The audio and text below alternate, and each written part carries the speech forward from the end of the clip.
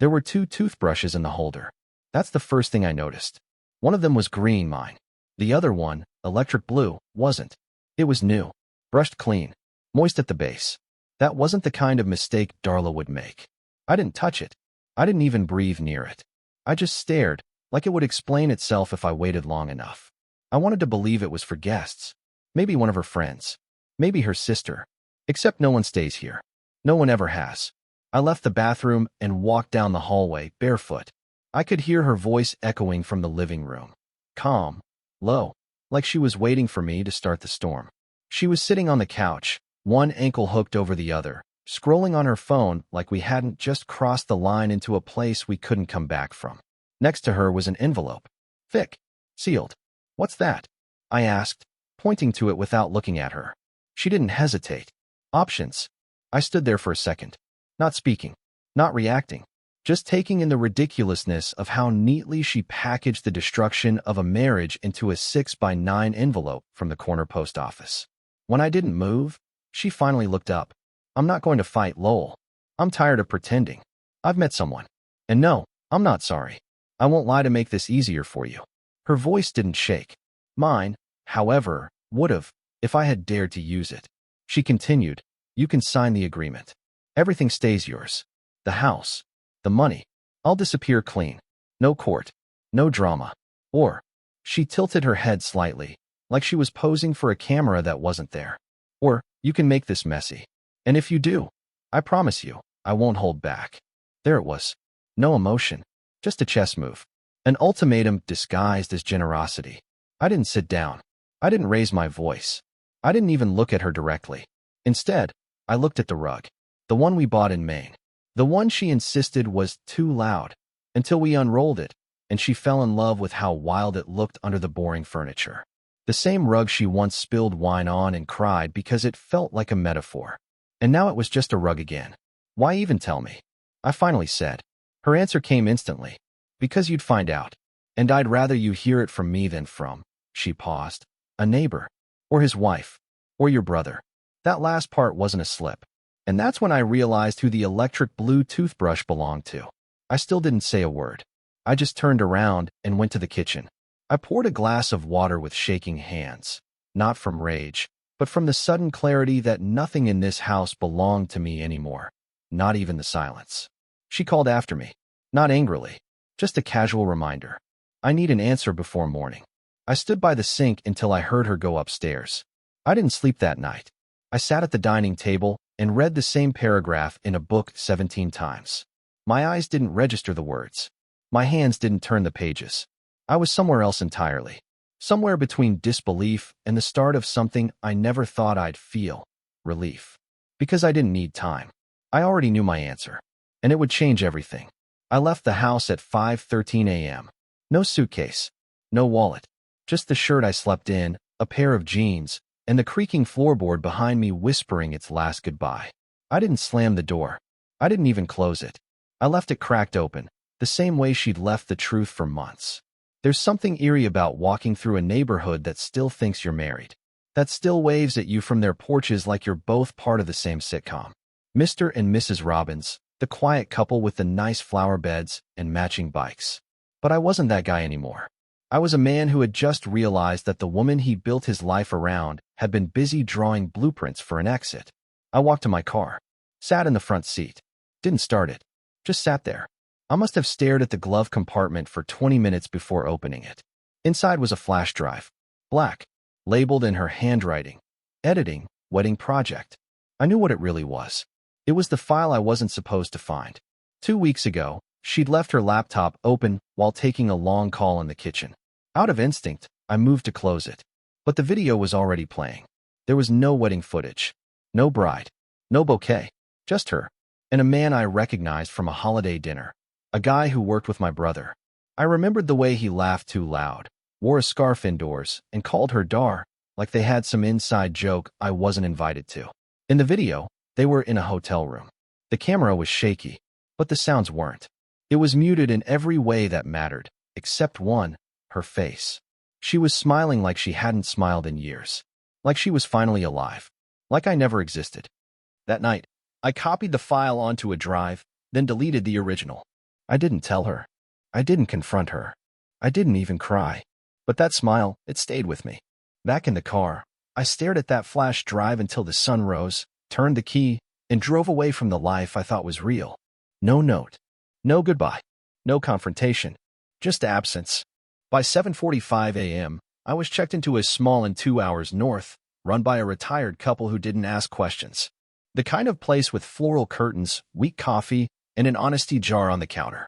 I paid in cash. Didn't leave my name. I didn't want to be found. Around noon, my phone, the backup one she didn't know I kept, started buzzing nonstop. Calls. Messages. Voicemails. From her. From her mother. From my brother. All asking the same thing in different voices. Where are you? The thing is, they didn't really want to know where I was. They wanted to know how I had found out. And more importantly, how I disappeared without making a scene. I listened to one voicemail. Just one. Hers. Low. Controlled. But I heard it, the panic under her words. Lowell. I woke up, and you were gone. I don't know if this is how you're choosing to handle it, but it's not fair. If you're trying to punish me, just say it. Just talk to me. We can still work something out, okay? Please. The woman who sat across from me hours earlier, handing me ultimatums like they were coupons, was now pleading through a voicemail I didn't ask for. And all I had done was leave. That's when it hit me. People like Darla don't fear consequences, they fear silence. They fear not being in control of the narrative, not getting to spin it, fix it, wrap it in poetic closure. Me walking out without a sound? That wasn't part of her story. She expected me to rage, to break something, to cry, to beg. She had prepared her arguments, her defense, her fake tears. But I gave her nothing. And in doing so, I gave her everything she didn't know how to face, herself. The man she betrayed didn't scream. He vanished. And that, somehow, scared her more than any fight could have. That night, I sat at the small table in my motel room, flash drive in hand, staring out the window into nothing. I still didn't know what I was going to do. But for the first time in months, I wasn't waiting on her to decide for me. By the time night fell, I'd gone through every voicemail, every message, every email, not because I wanted to, but because I needed to understand how fast the cracks were spreading. Darla had clearly expected me to explode, to lash out, to feed her a narrative where she could play victim to the world and whisper about how I couldn't handle the truth. But now she was scrambling, because silence doesn't come with a script, and without a script, she was just another liar caught mid-performance. There was a strange, eerie satisfaction in hearing her lose control, not shouting, but stumbling. The second voicemail she left was almost laughable, if it hadn't been so pathetic. Lowell, I didn't mean for it to happen like this. Can we just meet and talk? Please? You're scaring me. She thought I was the one falling apart. What she didn't understand, what she probably never could, is that I'd been falling apart for a long time, and this wasn't the collapse. This was the clearing. She was just finally watching the debris hit the floor. I still remember the third message. That one stopped me cold. It wasn't from her. It was from my brother. Hey, Lowell. Man, listen.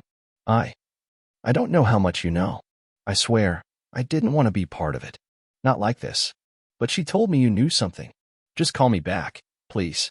Before things get worse. Before things get worse? That phrase stuck in my head like a broken note in a song you can't stop humming. What worse did he mean? What had already happened that I didn't know? I stared at my phone for hours, debating whether to call him. My brother Kellen had always been the golden boy, more charming, more ambitious, more everything. And yet he never could finish anything.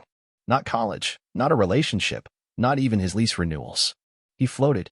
He was the kind of person people forgave too easily. And now he was mixed up in this. I didn't call him. Instead, I opened my laptop, connected to the motel Wi-Fi, and did what I should have done months ago. I opened her photo archive. Darla always stored her sessions on a cloud drive labeled by date and client. But buried between folders named Benson Family Beach Session and Sarah Maternity Shoot was a folder labeled simply Reflections. Inside, over 200 photographs. All black and white. All candid. All of them. That same man from the video. The one who called her Dar. I clicked through image after image. Some were from parks.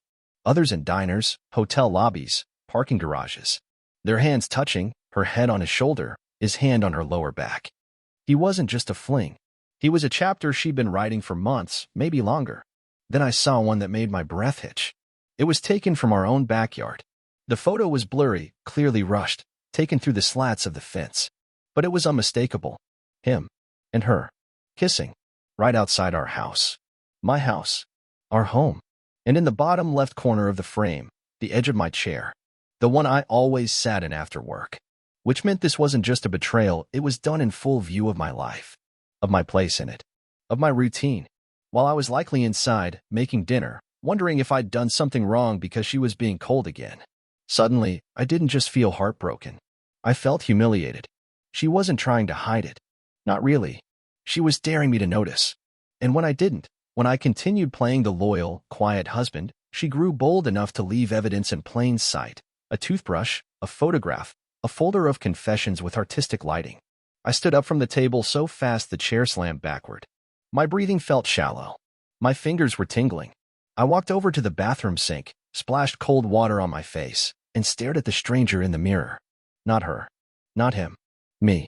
I'd let this happen. I'd excused the coldness, the gaslighting, the lies. I told myself she was just tired. That things were just in a rough patch. I thought love meant patience, that loyalty was measured by how much pain you could carry before breaking. But the truth? Loyalty without limits isn't love. It's self-erasure. And I was done erasing myself. I returned to the table and opened one last file. A document titled Future. It was a travel itinerary. 3 months from now. Flights booked. Airbnbs reserved. 2 names again, hers and his. But not for Oregon this time. For Greece. The same trip she and I once dreamed about on our 2nd anniversary, when we stayed up all night Googling islands and bookmarking tours. She had just repurposed the whole thing. Taken our dream and pasted another man into it like I was a bad draft. That's when it all snapped into place. This wasn't an affair. This was a replacement. She was already living a version of her life where I didn't exist. And the ultimatum? That was just her attempt at control. She wanted me to make it official, to be the one who walked, so she could pretend she tried. But I wouldn't give her that story. Because now, I was the one writing the ending. And she had no idea what it would look like. The invitation came 2 days later, slipped beneath the door of the inn like a wedding save the date, neat handwriting, perfectly centered. My name spelled out like nothing had happened. Dinner. Our place. Just talk. Please. D.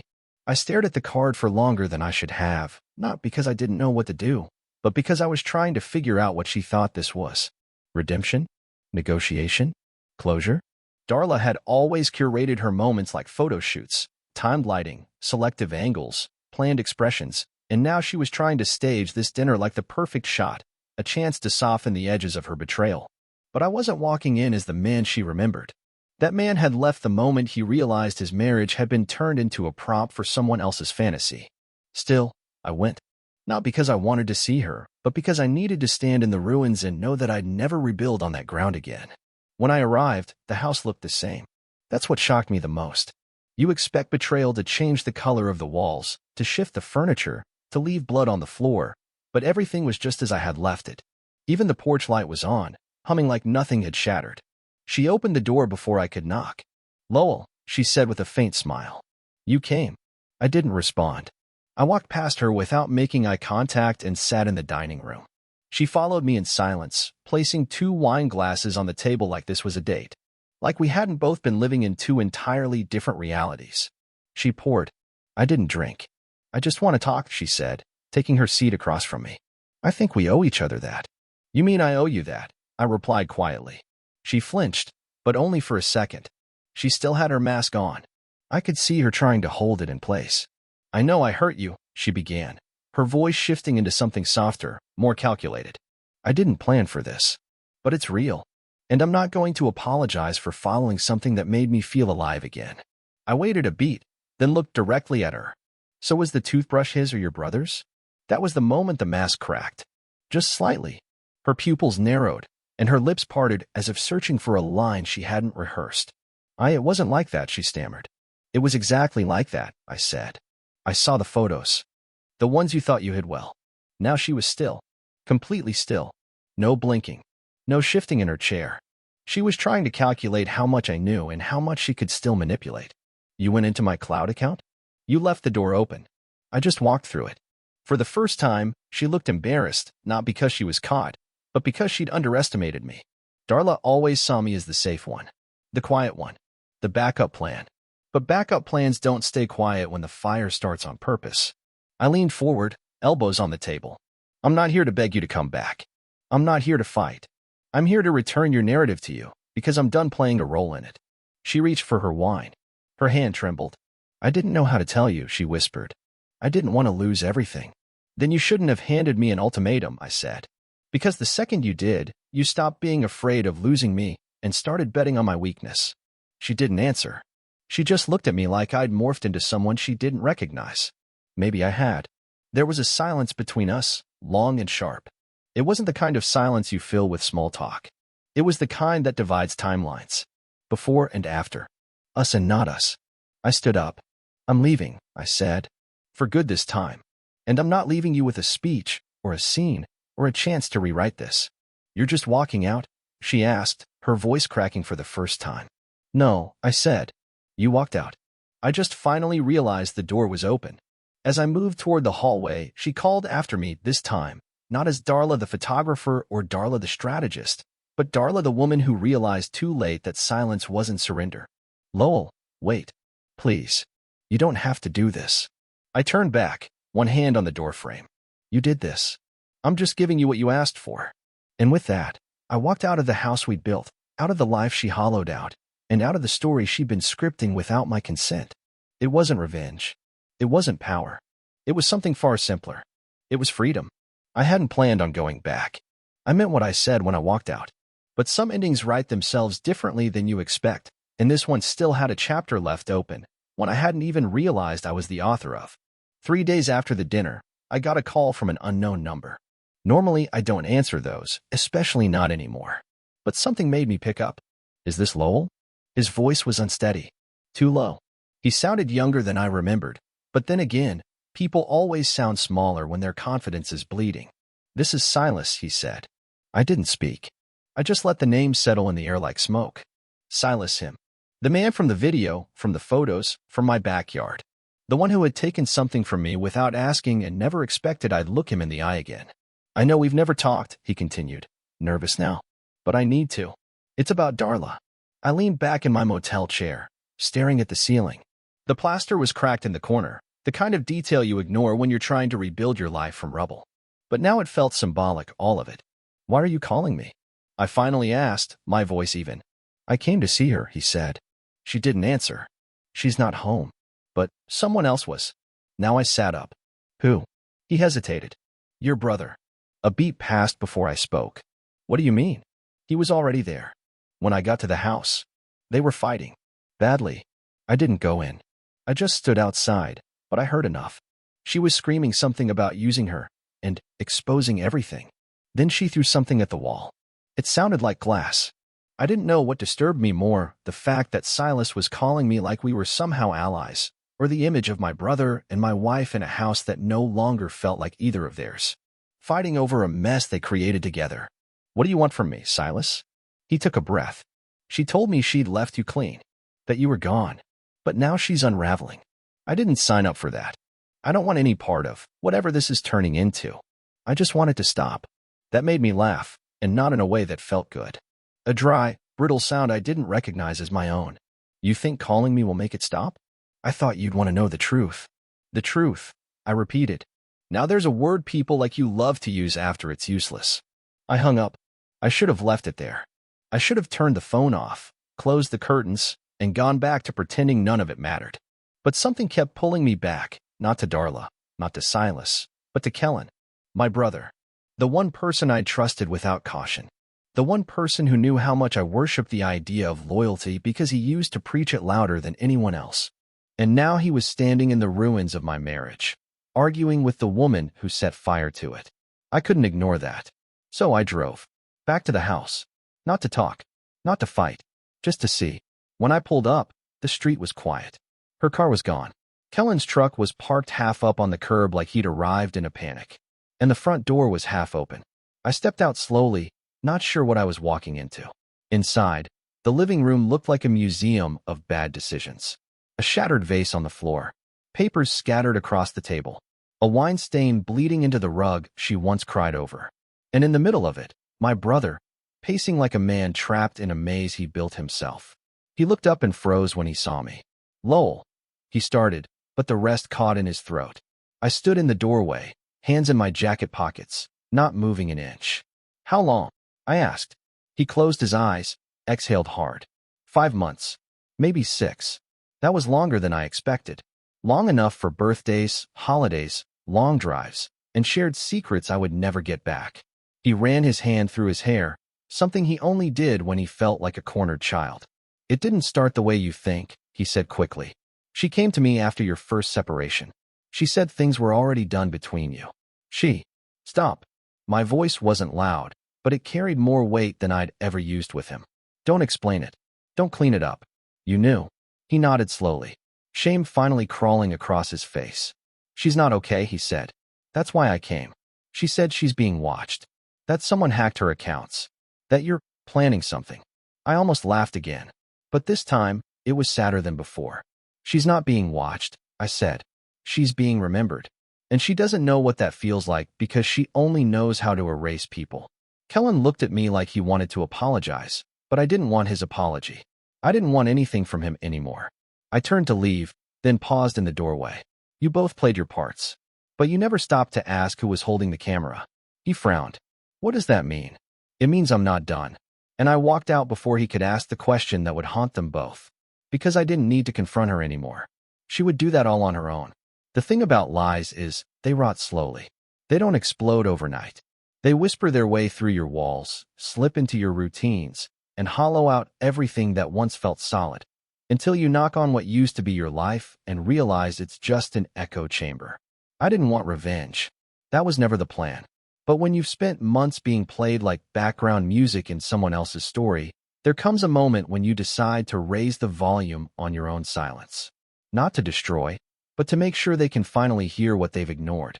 So I did what Darla would never expect. I told the truth. I didn't tell it to her face. I didn't storm in with evidence or public drama. That's not my style. She would have known how to deflect that. She was trained in performance.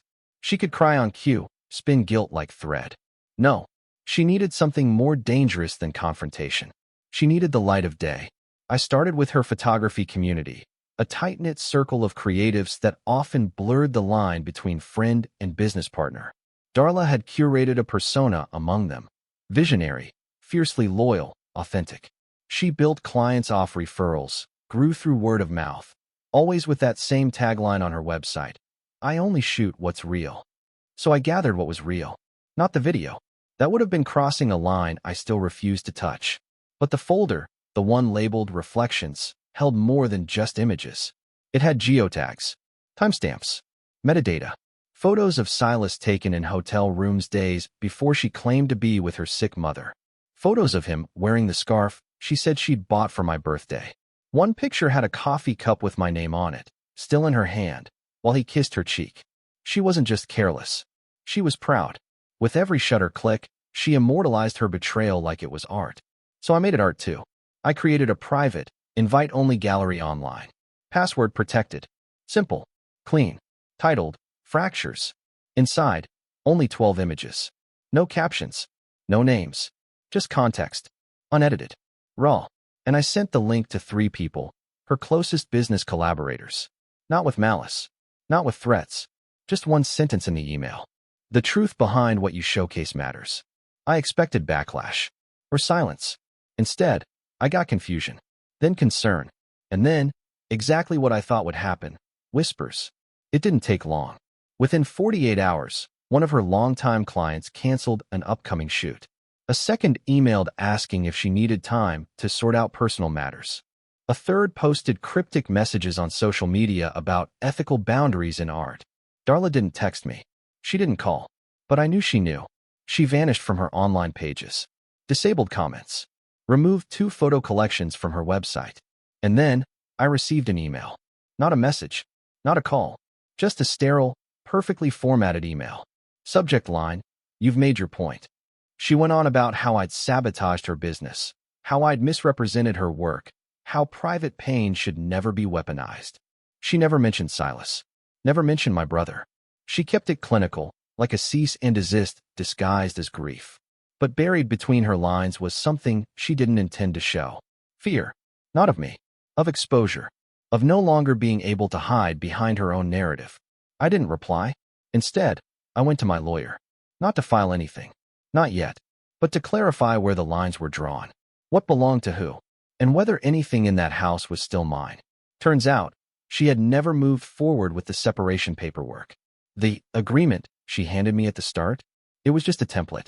Unfiled. Undated. Which meant, legally, I still had access. Still had a claim. Still had presence. So I did something bold. I returned. Not for a fight. For the keys. When I arrived at the house, she was already waiting on the porch. No mascara. No jewelry. Just sweatpants and a blank stare. "You're not staying," she said flatly. "No," I agreed. "Just collecting. You've done enough damage." I looked past her into the doorway. The place was emptier than I remembered. Not physically. Emotionally. Like even the furniture was tired of pretending to belong here. "You broke it," I said. "I'm just refusing to pretend it wasn't already in pieces." She crossed her arms, her voice sharpening. "This isn't how you get closure." "You're right," I replied.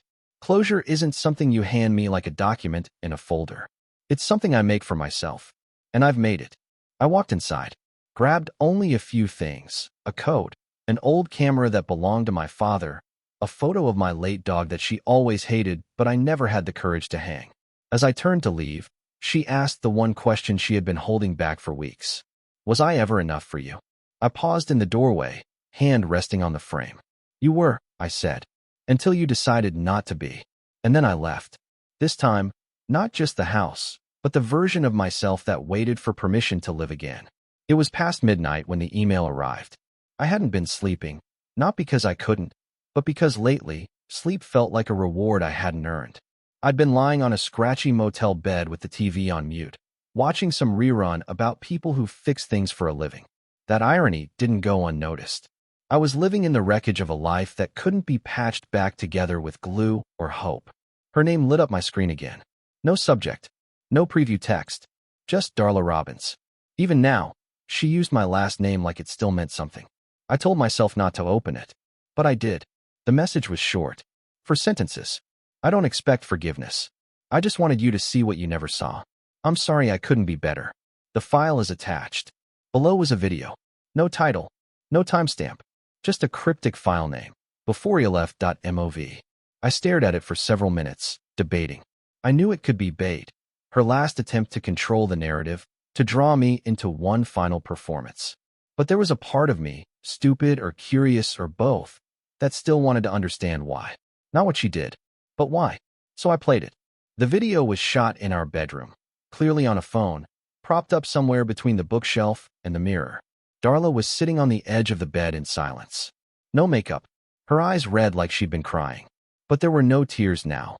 Just that haunting stillness I'd come to associate with her lies, like she'd been waiting for someone to say action.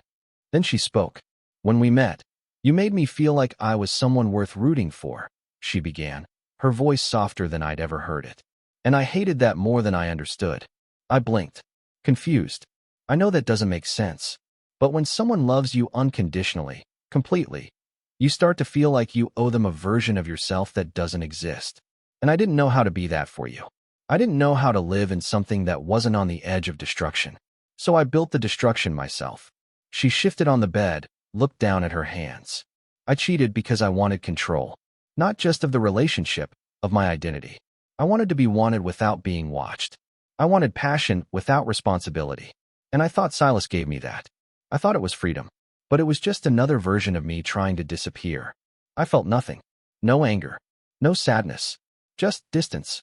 Like I was watching someone else's confessional. "I never stopped loving you," she said. "But I hated who I became around you.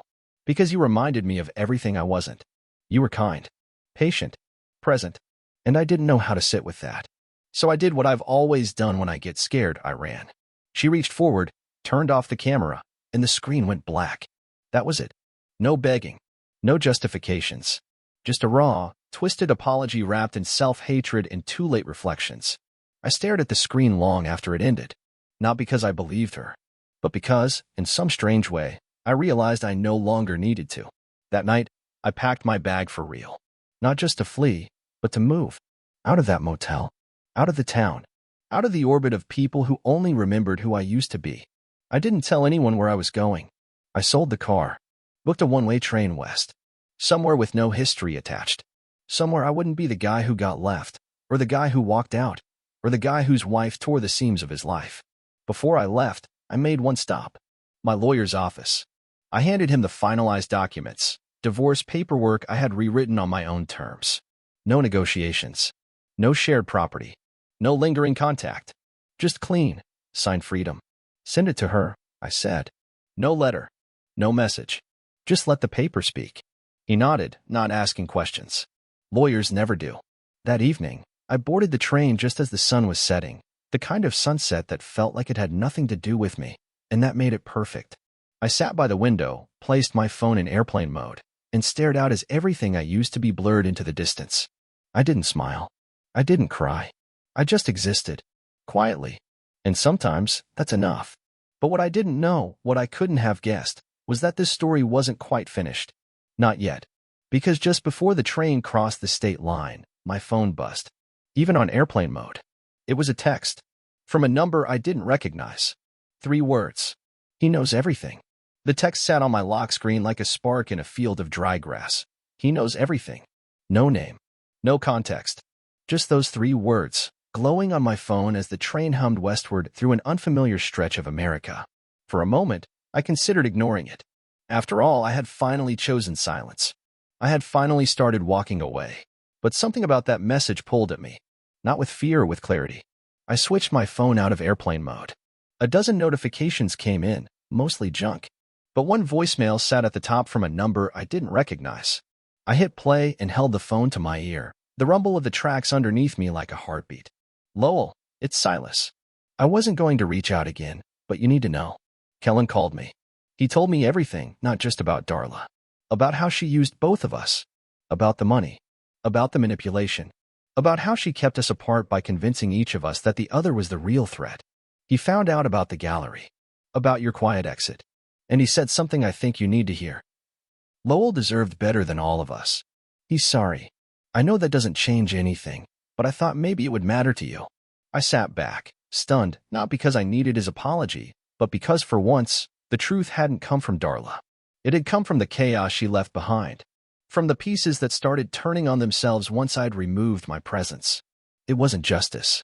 It wasn't revenge. It was acknowledgement. And oddly, it felt like peace. I looked out the train window, the sky now completely dark, the stars just beginning to appear. Somewhere between where I left and where I was going, the past had stopped chasing me. I spent the next few weeks settling into a quiet mountain town in Colorado.